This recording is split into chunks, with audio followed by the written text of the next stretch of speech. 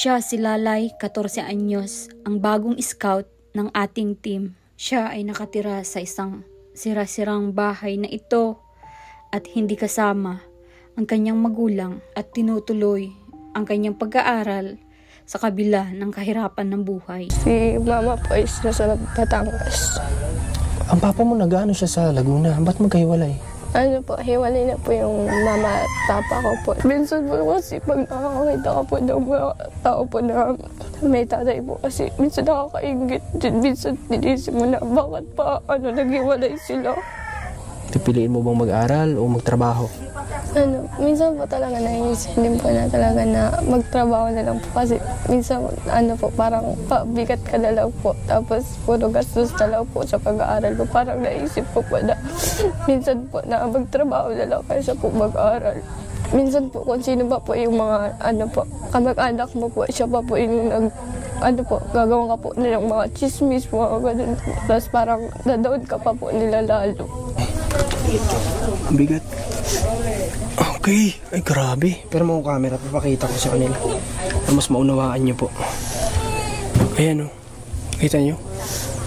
Ito yung tinutulugan ni Lai. Sino kasama mo dito, Lai? Yung kapatid ko po, ito po, tapos yung dalawa pong bata po. Okay. Mga kabayan, good day po sa lahat ng mga viewers dito ni Commander Marcos dito sa channel niya na ito. At welcome back po kayo. At ngayong araw, dito tayo sa Panganiban. Hindi ko lang sure kung anong sitio o barangay ito. Anong barangay ito, ate? Santa Cruz. Okay, dito tayo ngayon sa Santa Cruz.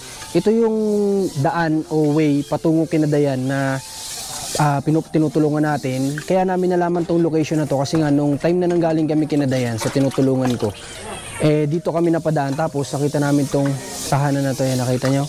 Itong tahanan na to, nadaanan namin. So nagbakasakali kami na tanungin kung sino yung nakatira dito.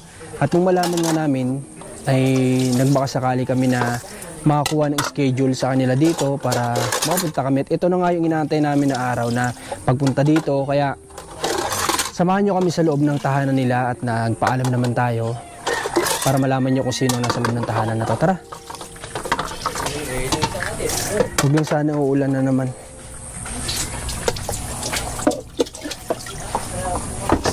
Okay, dito tara. Opo. Ay. Okay lang, pasok kami? Sige po. Okay. Anong pangalan mo pala? Robin Espinida po. Anong palayaw yung mas kilala sa'yo? Lalay po. Lalay. Naghugas ka? Pwede ka ba namin abalahin muna? Sige po. Okay lang daw. So tara, pwede ba tayo dito? Pwede ba tayo dito umupo? Abalahin muna natin si Lalay. Lay, dito ka, Lay. Lay na lang pala para mas mabilis. Tapos, saan ako? Dito ka pa. Sa may banda, sa may pinto. Diyan nga. Okay. Magandang hapon sa'yo, Lay. Ilang taong ka na, Lay? 14 po. 14? Opo. Sa 14 years old, anong year na ba yun? Dito po kasi sa amin, this grade 9 po. Okay, grade 9 ka na? Opo. Dito sa, itong bahay na to, sarili nyo to? Opo, pero hindi po yung lupa. Itong bahay na, kumbaga itong tahanan na to, sino nagpatayo nito? Magulang nyo? Opo, magulang po namin. Pinundar nila to. Pero mga bayan sa nakikita ko sa tahanan nila, medyo, yung parang na din, talagang luma na din, di ba? Opo. Na talagang medyo pasira na din. Tapos, kumbaga, yung mga dingding nila talagang, kumusta ang bubong nyo? Nung nakaraan po is, yung nasira po yung bubong namin and yung nagkaroon po siya ng red rainfall po is, nasira po yung, bubong po natikal po. Alin dyan banda dito? Yung dito po sa may kusina po, tapos dun po sa taas po, natutulungan po namin. Paano kayo? Nakikitulog po kami kila lolo po. Nung time na yon? Opo.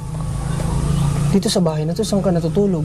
Sa baba, sa taas? Sa taas po. Sa taas? Opo. Ilang kayo, Lay, magkakapatid, Lay? 7 po kami. 7 kayo? Opo. Ilan nandito sa bahay? Bali po, lang. 5 po. 5. Nasaan yung dalawa? Ano po, yung isa pong, yung panganay po is may asawa na po. Tapos po yung kuya ko po ay nagtatrabaho po. Okay. Lay, kasi pagbisita ko dito, wala akong nakitang mama niyo. Tsaka papa mo. Nasaan ang papa mo? Ano po, si papa po nasa Laguna po. Tapos si mama po is nasa Batangas. Ang papa mo nag-ano siya sa Laguna. Ba't magkahiwalay? Ano po, hiwalay na po yung mama at papa ko po nung, ano po, nung 2023 po ata yun. Nung naghiwalay po sila. 2023? Opo. Ang papa mo may pamilya ng bago? Opo, meron po. Oh. Sorry. Okay. Pero ang mama mo ngayon, nasa Laguna ba? Nasa Yung papa mo yung Laguna, tapos yung mama mo ay sa Batangas. Batangas. May trabaho na siya ngayon doon? Wala pa po, nag-a-apply pa lang po. Pero yung papa mo ay may kontak ka, wala? Meron po sa FB lang po. Sa FB? Opo. Okay, lapit-lapit nga ako at nahirapan si Rans mag-ano.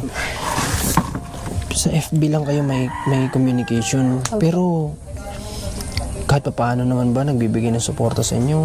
Opo, kaso po, minsan din po talaga kulang din po kasi ang dami po baga po namin. Oo nga, 5 kasi kayo na nandito. Grabe, sa sitwasyon po kasi ng bahay nila Alay, talagang alam niyo yun, kapag may dadating na kalamidad dito, bagyo, talagang kawawa sila dito. Diba? 5 magkakapatid, tapos ang kuya mo parang may asawa na. Opo. Pang-6 siya. Ano, O pang-5 siya. ano po, pangatlo po. Tapos, Hindi, ibig sabihin ko, yung asawa ng ate mo, yung asawa ng kuya mo, pang-6 siya sa tao na nandito. Di ba 5 kayo nandito? Opo. Pang-6 yung asawa ng kuya mo? Opo. Okay. Medyo madami nga pala talaga sila dito. Lai, sino nagsusuporta sa pag-aaral mo? Ano, minsan po kasi hindi na po ako nag-iingi ng pera. Yung di na po ako minsan nagbabaon po. Tapos yung ano lang po kasi, ngayon lang po din yung sa cellphone ko po, pinaayos lang po nung kuya ko. Tapos? Ano po, minsan po, nahihirapan po talaga. Kasi sa school kailangan cellphone lagi, di ba? Opo. Hirap din ang pala sitwasyon nito ni Lalay. Hindi tayo nagkamali ng bahay na pinuntahan. Pero Lay, paano yung allowances sa school, yung baon? Ano po, minsan po, 2 linggo po hindi ako nagbabaon. Tapos minsan lang po talaga yung binibigyan po ako ng pera kasi walang-wala po talaga. Pero kapag pumasok ka naman sa school, di ba? Paano yun? Pag magbe-break time, yung mga kaklase mo kumakain, tas ikaw, paano yun sa'yo? Ano po, minsan po meron po na nagbibigay naman po sa akin kasi po, may mga friends din po ako. Wow.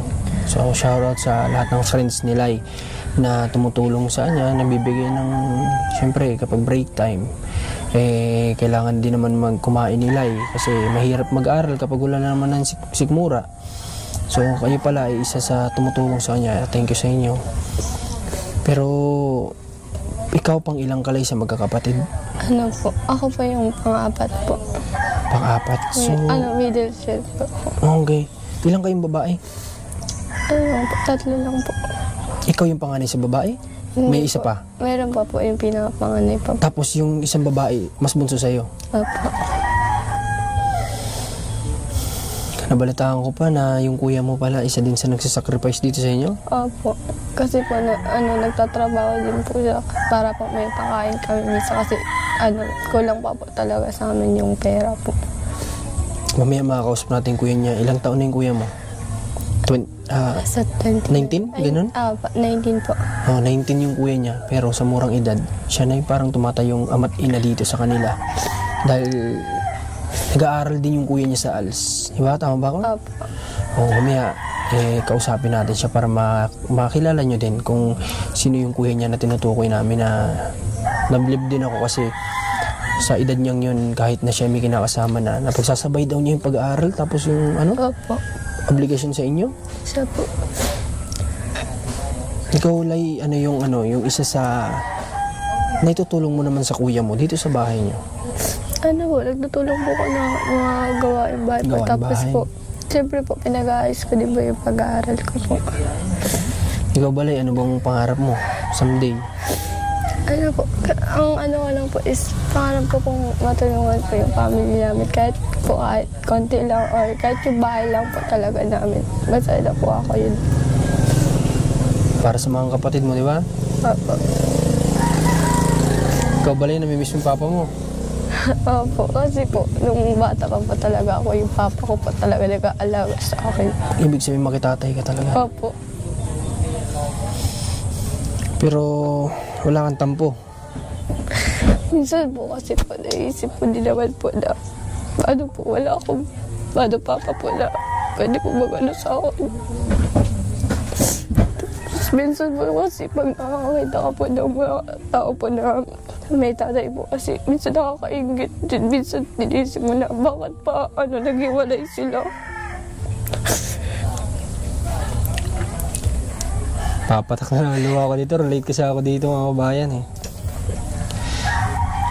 So, alam ko yung nararamdaman ni Lai kasi may mga, kagaya na sinasabi ko na may mga time na bakit may isip mo na yung iba masaya, lalo pag nakakita ka ng pamilya na kompleto. Parang maisip mo sila, parang saya-saya nila tapos kami ganito, di ba? Kasi walang padre sa pamilya. Kung minsan makikita mo yung mama mo, hindi parang di siya buo, parang malungkot kahit kasama mo siya kasi nga walang padre di pamilya na umaalalay sa pamilya kasi tatay talaga dapat yung unang-una na nagpapatibay sa mga anak. Siya yung unang-una dapat nalalapitan ng mga anak kapag down na down sila, ganyan. So siguro naisip nila na kapag may mga time na down siya, wala siyang malapitan na tatay, kumbaga. Lalo na sabi niya makitatay siya ng bata. So nakaka-relate ako sa kanya kasi alam niyo naman, alam ng karamihan na ako din ay separate din ako sa tatay. Kami, yung pamilya ko. So may pinangarap, ikaw Lai, kung sakali bibigyan ka ng pagkakataon na papiliin, magkakaayos yung mama mo, pipiliin mo ba magkaayos sila? Opo, pero nakadepende pa rin po talaga sa kanila kasi minsan po talaga parang ayaw na po nila ng forgiveness po. Sila na po yung mismo po parang ayaw na po magpatawad. Alam niyo ba naging reason nito? Ba't sila Ano po, nagloko po kasi yung papa ko po. Okay, yung kinakasama niya ngayon na yun? Hindi po yun. Bukod pa yun? Opo. Oh, wait. Talagang pares talaga tayo, Lai. Okay. So, ako naman, kahit ganun. Pero, kahit, alam, di ba, nasabi mo, may konting tampo ka. Di ba? Pero kahit balibalig rin kasi natin ng mundo, sila pa rin yung tatay natin. Eh, ano? Sila pa rin yung dahilan kung bakit nandito tayo sa mundo na ito. Sila yung reason lahat. Magulang natin yung reason lahat kung bakit tayo nandito. At kung ano yung marating natin sa buhay, sila pa rin yung dahilan kung bakit tayo nakarating doon. Kasi kung hindi nga dahil sa kanila, wala naman tayo dito. Okay. Pero Lai, kung bibigyan ka ng pagkakataon na makapag-aral ka ng kolehiyo, pipiliin mo bang mag-aral o magtrabaho? Minsan po talaga naisip din po na talaga na magtrabaho na lang po kasi minsan po parang pabigat ka na lang po tapos puro gastos na lang po sa pag-aaral po. Parang naisip po na minsan po na magtrabaho na lang kaysa po mag-aaral. Pero kung bibigyan naman po ng chances, mag-aaral po ako. Oo nga naman, kasi siguro si Lai naawa din sa kung sino nagpo-provide dito sa kanya, sa kuya niya, sa mama niya, sa papa niya na kahit paano tumutulong din naman. Naawa din siguro siya kasi nga sa school talaga alam naman natin na napakaraming gastusin din dyan. Tapos ganito pa yung buhay nila, di ba? Minsan naisip niya siguro magtrabaho instead na mag-aral, di ba? Pero para sa akin, Lai, piliin mo mag-aral. Ha? Kasi yun yung magpapabago ng buhay mo. Kung ano yung pangarap mo, yun yung tutupad yung pag-aaral mo kung makapagtapos ka. No? Kaya sana magkaroon ka ng oportunidad na makapag-aral.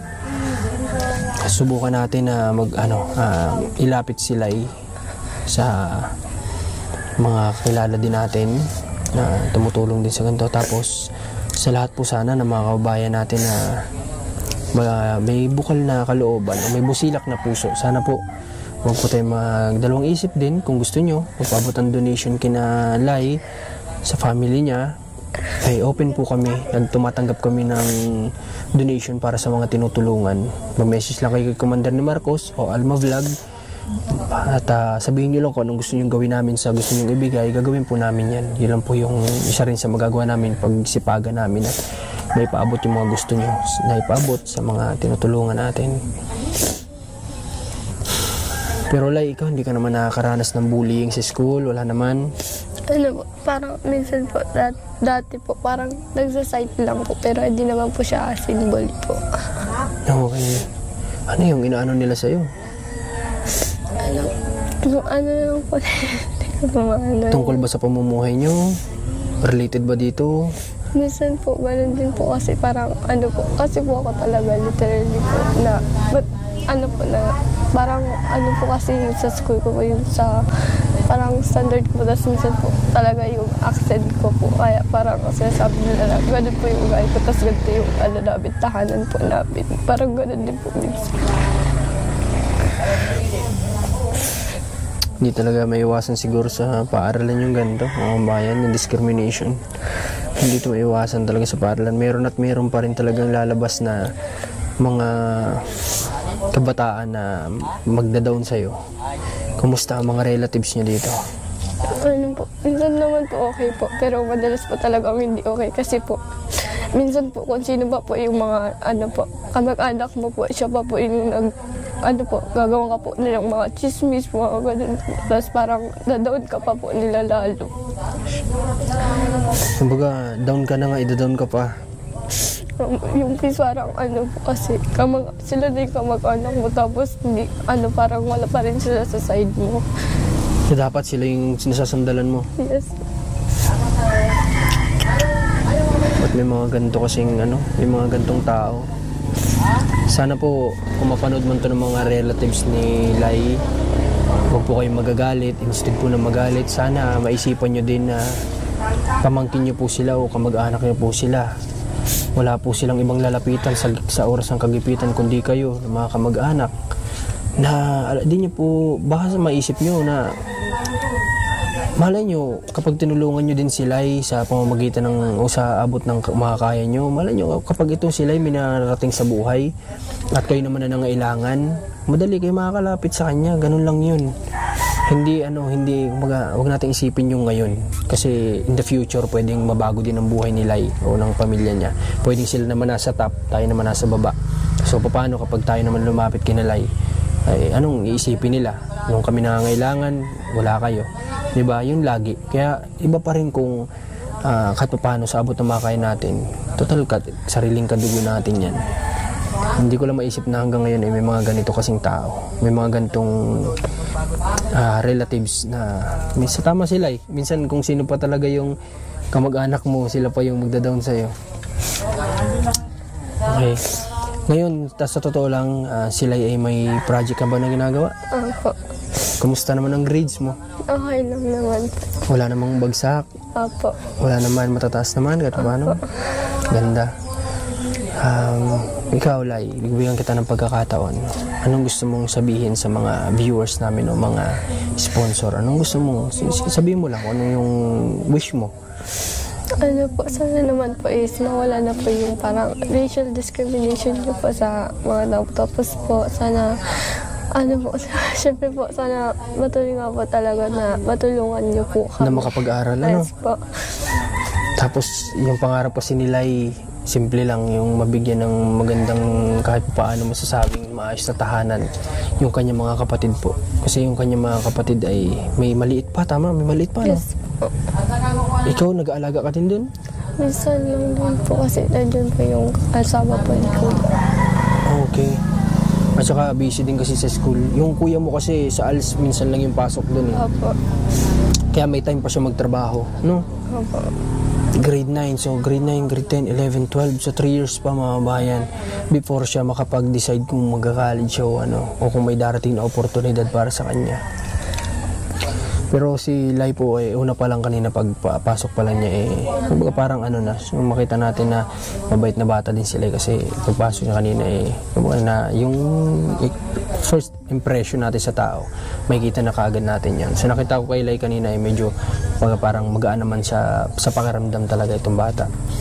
Okay. Ngayon Lai, salamat kasi pinunla mo kami. May dala kaming munting pasalubong para sa iyo, sa pamilya mo, no? Kukunin ko lang dun sa sasakyan, ha? Tapos after nun, gusto ko din makausap yung kuya mo, ha? Sige, antay mo ako dito, ha? O galis, baka magpunta ka na kaagad sa ano. Antay mo kami, ha? Okay, kukunin ko lang. Kunin ko muna to. Okay, antay mo kami dyan. Grabe. Nababayan kanina. Kunin lang natin yung sa sasakyan.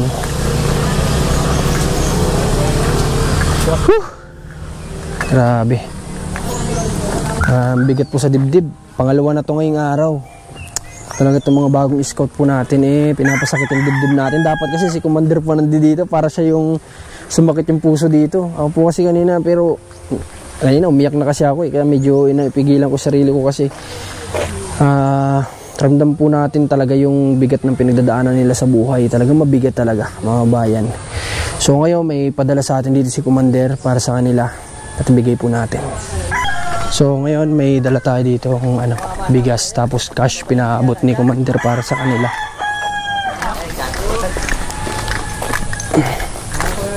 Wala po kasi sa nadaanan namin na mga malaki na sako. Kakaubusan daw. Kaya ganito na lang muna binili namin.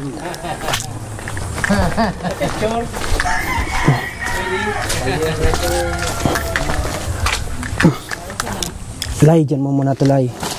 Meron kami dito ng 3 maliliit na sako. Tapos ito may konting cash kami dito. Pinabibigay ito ni Commander para sa'yo. Dagdag mo muna dyan, ha?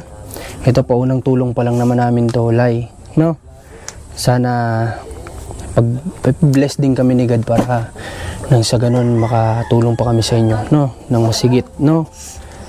At kung may mga tao po na na willing magbigay ng scholarship kay Lai, pwede po kayong magsabi din sa amin.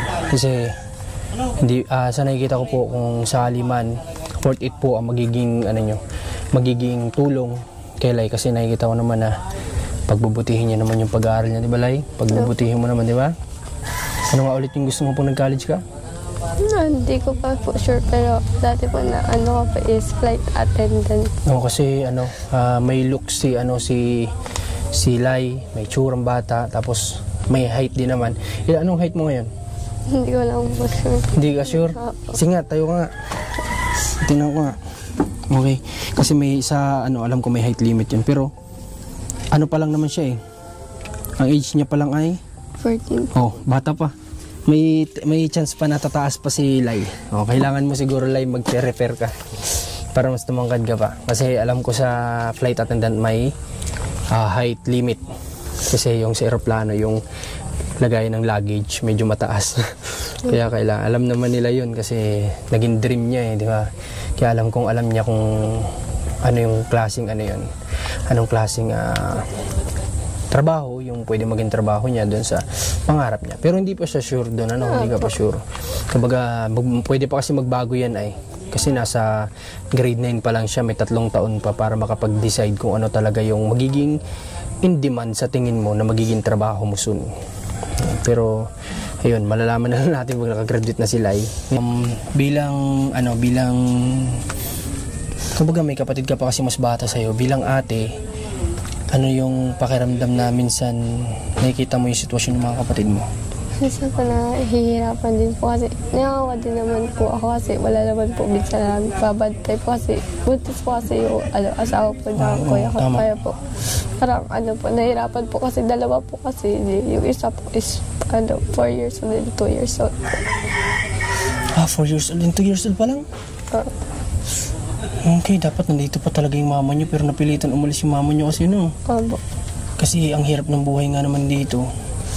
Napilitan siyang masukan pero Ano ba yun, lumuwas siya ng wala pang dadatnan na trabaho? Opo, kasi po, yun na ano po, nakisakay lang din po kasi si mama po sa Parang nakisabay lang, papuntang Batangas? Opo, sa Pinsan din po. Okay. Tapos, sino tinutuloyan niya dun ngayon? Ano po, yung kapatid niya po si Tito Raymar po. Okay, buti na lang kahit paano may natutuluyan, ano? Tahan na lang, kanina. Baka mamaya iyak na rin ako, dalawa na tayo. Kasi ibig sabihin yan, kapag umiiyak po yung kausap natin, ibig sabihin may bigat silang pinagdadaanan sa buhay. Diba? At saka minsan, mababaw talaga yung luha nila. Minsan naman, meron naman kasing may pinagdadaanan din pero matigas talaga yung ganito nila kaya hindi mo sila basta-basta makita na umiiyak. Pero sila ay sobrang babaw ng luha niya. Na dapat kasi ngayon nandito pa yung mama nila na kasama pa rin nila sa pamumuhay nila, napilitan ng umalis kasi nga sa hirap ng buhay. Paano lay yung araw-araw nyo na pagkain, kamusta? Ano po, okay lang naman po kasi nag-provide naman po si Kuya tapos nagbibigay din naman po kasi si Papa po. Sabi ng kuya mo parang sa isang linggo 1,000 pesos, tama ba? Opo. Kaya kulang din. Kaya kailangan ni kuya mo magtrabaho, no? Nag-iipon din po kasi sila, Kuya, kasi po kakasal din po kasi sila. Gusto nila makasal. Tama yun. Yun ang tama. No, yung makasal sila. Parang hirap lang isipin mga bayan na yung hindi, dahil sa magulang na hindi nagkakaintindihan, nadadamay kasi yung mga bata. Totoo po yan, nadadamay yung bata po, nagsasacrifice. Yung mga bata yung nagsasuffer dun sa pagiging matigas ng puso natin sa isa't isa bilang mag-asawa. Kagaya na sabi niya, hindi sila nagbibigay ng forgiveness sa bawat isa, di ba? Tama ba ako? Hindi sila nagpapatawaran. So, siyempre, sa babae kasi medyo sa mama mo, naintindihan ko naman din kasi masakit sa babae yun. Yung lukuhin ka ng partner mo. Kaso nga lang, kung isipin din naman ng mama mo ay para sa inyo, forgive talaga yung kailangan, di ba? Patawarin. Kung willing naman talaga bumalik ang papa niyo, patawarin. Ang papa mo ba, may tanong ako sa iyo, may anak na siya doon? Wala po. Wala pala. Ang mama at papa mo ba kasal? Hindi? Kasal po. What? Kasal? Dapat nasa inyo yung karapatan sa papa mo. Kayo yung mas may karapatan na pamilya sa papa niyo. Ayaw ilaban ng mama mo? Ayaw na rin naman po sila yung mama po. Kasi siyempre po, nasaktan din naman po kasi talaga si mama. Masakit talaga yun. Sa babae, sa part ng babae, sobrang sakit niyan. Lalo na kung mahal na mahal ng mama mo si papa mo. Po kasi, 22 years po sila doon. Magkasama pa, tapos naghiwalay. Biglang ganun.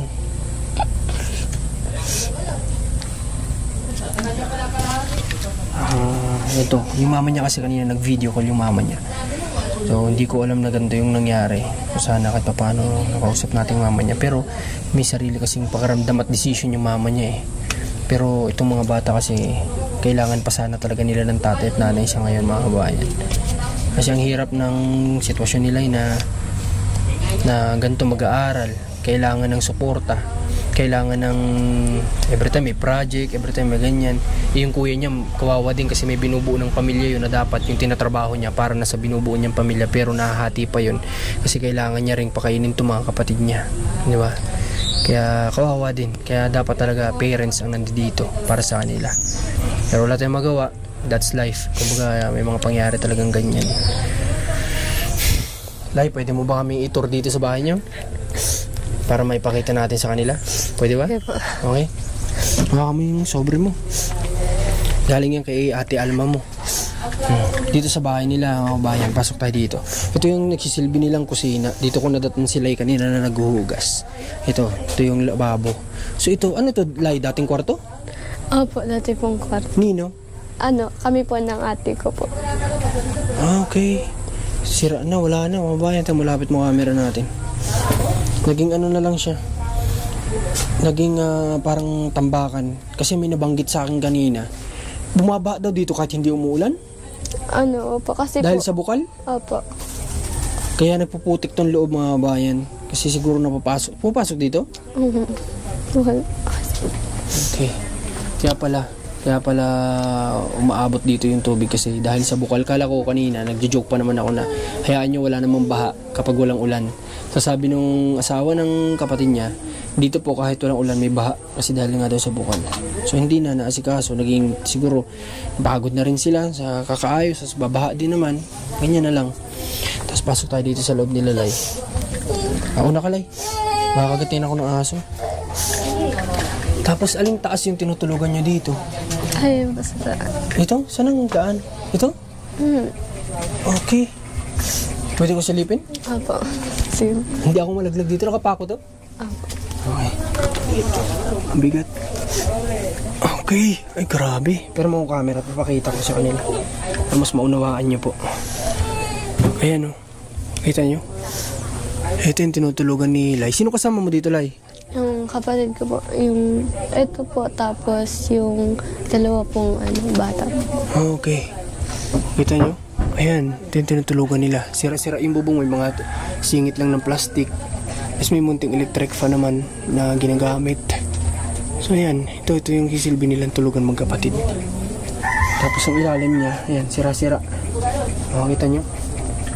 Sira-sira na. Kasi nga, alam nyo kung anong dahilan kung bakit yan ganyan. Wala kasing tatay na dapat siya yung nag-aayos nito. Tama ba ako? Mali. Di ba? Wala kasing tatay na dapat siya yung umaayos nito kapag may mga ganitong problema. Ito yung sinasabi ko kanina na malaking impact kapag walang tatay sa pamilya.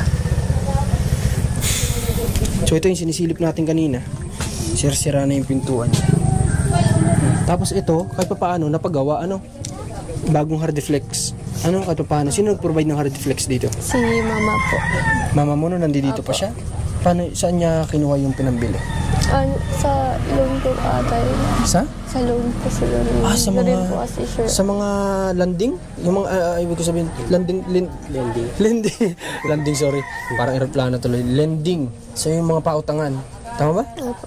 Tapos ito na siguro para din sa mga anak niyang may iwan. Nilagyan niya na lang ng bagong yero, sardiflex. Pero dito lang sa part na to. Tapos dito, kita niyo naman. Sira-sira na talaga to. So ngayon, mas minabuti ko po na hindi mo na makausap yung kuya niya. Abangan nyo na lang po siguro by next vlog kung pipilitin ko si Commander na madala dito. Kasi alam ko miss nyo na din na si Commander yung nag-vlog. At alam ko na mas makakausap sila ni Commander ng talagang babae sa babae. Diba? Kasi siya yung mas makakaunawa. Although may mga nangyayari kay Lai na nakaka-relate ako kasi paras kami na sitwasyon. Pero alam kong mas makakapag-usap sila ng mas maayos ni Ate Alma niya kapag sila na yung nag-usap dito.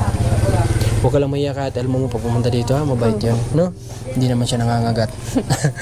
Okay, so may mga picture. Alam niyo ba na nung unang punta ko dito, eto si Lai, nung bata. Tama ba ako?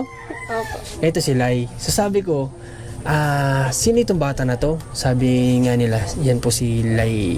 Anong pala yung ulit? Lalay po. Hindi, may double yun ay. Lalay po. Lalay. Si Lalay. Sabi ni ate, si Lalay daw ito. So sabi ko, ganito pa rin siya. Sabi, hindi, malaki na yan. Sabi ko, pero anong itsura niya? Ay, wala naman po nagbago, sabi. Ganyan pa din. So, oo nga naman. Parang bata pa din naman sila. O, ito. Ito ate mo. Opo. Oh, okay. Ate niya, halos magkawing naman. Tapos, ito si Lai. Sila yung bata pa siya dito. Ilang taong ka dito? Hindi ko rin po sure kasi 2016 po yun. 2016? Opo. Okay. Parang may kahawig nga sila yung kambal na nag-commercial dati nung tanda mo yung dalawang magkambal na nag-commercial ng shampoo. Papakita ko dito sa papakita ko dito. Nakita ko sa kanya si Perez. Sino yan? PBB. Madaming kahawig si Lai. Bago nga sa PBB. Marami siyang kahawig. Bali Lai, saan ang ang drawer ng mga gamit mo, damit mo? Andun ko sa... Saan? Andun. Itong isang drawer na to. Ang natutulog dito, si kuya mo at ang misis niya. Tapos, yung dalawa. Kasama ko po sa taas, pero minsan po dito po natutulog yung bunso po. 4 kayo doon minsan? O 3? 4 po, minsan 3. 4? Ikaw, siya. Tapos yung dalawang maliit. Kakasya kayo doon? Opo. Grabe no. Siguro yakap-yakap na lang sila para Magkasya kasi ang liit ng taas, sinilip ko. Ayan, makita nyo naman oh, kung gaano lang kalaki yan. Makita nyo naman kung gaano lang yung space niya. O, pintuan din nila, sira. Ano nangyari dito? Sa pinto nyo? Kasi si kuya niya pag walang pasok, nag-e-extra din kasi. So kaya talaga wala din na halos oras. School, trabaho, asikaso din daw sa dalawang maliit, di ba? Buntis pa yung asawa. Lahat na talaga, kaya ang kailangan talaga sana dito, papa talaga nila. Yun lang yung nakikita ko dito. Kasi wala tayong magawa doon. Kasi decision nila yung sa buhay nila, no? Pag-pray na lang natin na sana dumating yung araw na mapag-isipan nila yung mga bagay na ganyan na nagagawa nila. Naapektuhan yung mga bata kasi. Okay, so ngayon papasilip ko lang sa inyo yung kuya niya, alika. Pero next vlog, si Alma na po ang bahala. Para mas mapag-usap. Tol, anong pangalan mo, Tol? Jake Espinida po. Jake? Yes. Parang artistahin din si Jake, gopings din. Mana sa mga kapatid. Ito kapatid mo to, hindi? Siya po. Ito yung maliit. 2 years old. Grabe, liliit pa pala nang naiwan ng mama nila. 2 years old at 4 years old, di ba? Tama? Paano yun? Ikaw din nag-aalaga minsan kapag ano? Pag may trabaho po, napalaga ako sa asawa ko. Pero pag wala, ikaw din, kayo nilalay. Tulong-tulong na lang. Tulong-tulong na lang po talaga kami dito. Ano yung nagiging sideline mo minsan? Minsan po, kapag construction talaga. Instruction. Yun yung mas madalas. Dalas construction. Pero napagsasabi mo pa rin sa pag-aaral mo, no? Okay naman yung grades mo doon. Okay naman. Graduating ka naman? Graduating po. Ilang months na lang? Hanggang April na lang po. April, so almost 2 months. Halos 2 months, may higit. Malapit na mag-graduate si Jake. Okay, sana Jake, prayer ko dito sa family nyo. Sana maraming blessing dumating sa inyo kasi deserve nyo din naman. Di ba? Kasi, baga, yung papa nyo kasi mas pinili niya kasing mapunta sa ibang pamilya o bumuo ng ibang pamilya instead na mag-focus sa inyo. Hindi nyo naman ginustong mga anak yun, di ba? Kahit nga ikaw siguro gusto mo buo kayo, sino ba ng mga ayaw, di ba? Kahit si Jake sigurado kahit ako naman, separate din ako sa tatay ko, may sa iba din pamilya, kahit ako pinangarap ko din na buo kami. Kaya nga sabi ko, relate talaga ako sa family na to, sa story ng buhay nila. Pare-paras kaming walang tatay, pero okay lang, at least yung sa kanila kahit pa paano tumutulong naman once every week, di ba? Pabibigay naman, sabi nga siya yung nagsabi sa akin ng 1,000 every week binibigay, di ba? Consistent ba yun? Hirap lang. Kulang na kulang po talaga yun sa dami namin dito magkakapatid. Sino nagbabudget? Ako po. Kasi ikaw panganay, no? Bilib ako sa'yo, Tol. Saludo ako sa'yo. Okay, ngayon hindi mo na kita masyadong interviewin kasi sabi ko si Commander bahala. Sana matimingin ka namin na nandito ka soon pagbalik namin, ha? Okay, may dala lang kaming konting blessing sa inyo ngayong araw, pero una lang yan, no? Umpisa pa lang yan ng tulong na pwede nyo matanggap sa amin, ha? At kung papayagan nyo pa kami na pumasok sa buhay nyo, maging part ng buhay nyo, gagawin naman namin yung best namin para makatulong pa sa inyo, no? Sana nga maayos tong kahit paano tong bahay nyo, no? Sana nga po. Pero tong lupa na 23 ka, wala naman kayong problema. Wala naman po. Makamagana ka naman po, kaya alam problema po. Okay, salamat Jake, ha? Sunod ulit, ha? Thank you. Okay, at papaalam na rin tayo siguro kay Lai. Lai, ganito, pupunta na din kami, ha? Apo. At kayo na muna bahala sa konting dala namin, no? Apo. Pero huwag kang mag-alala. Sabi ko nga sa'yo, pa lang, first blessing pa lang naman, no? At sa susunod, gagawin namin yung best namin para sa inyo. Basta galingan mo lang sa pag-aaral mo, ha? Apo.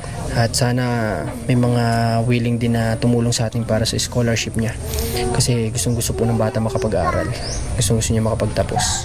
Kasi yung mga ganito may pinagdadaanan, isa lang talaga yung pangarap niyan, mabigyan ng magandang tahanan yung mga kapatid. Diba, Lai? Apo. Pero tayo, Lai. Sige, papunta na din kami at salamat sa mga nanood nitong vlog na to. Huwag niyong kalimutan mag-share, mag-like, comment, malaking bagay po yan. At sa mga hindi nag-skip ng ads dito sa channel na ito ni Commander, salamat po sa inyo. So ito, sa channel to ni Commander ninyo mga panood dito sa channel na to. Kaya inaasahan ko na yung mga supporters ni Commander ay kumbaga supportan natin si Commander sa ginagawa naming vlog. Kasi kami ngayon nag-vlog kasi nga medyo hirap pa siya. Pero next time, susubukan namin na isama siya dito. Kasi nakikita naman namin kalsada, medyo kaya naman niya siguro. Okay? Sige, Lai. Ha? Salamat. God bless sa inyo. Okay, God bless po sa lahat. Supportan nyo din cameraman natin, Rans TV, Marcos TV channel, Commander ni Marcos sa channel na to. At Alma Vlog naman sa Facebook page niya. God bless po sa lahat. Salamat po.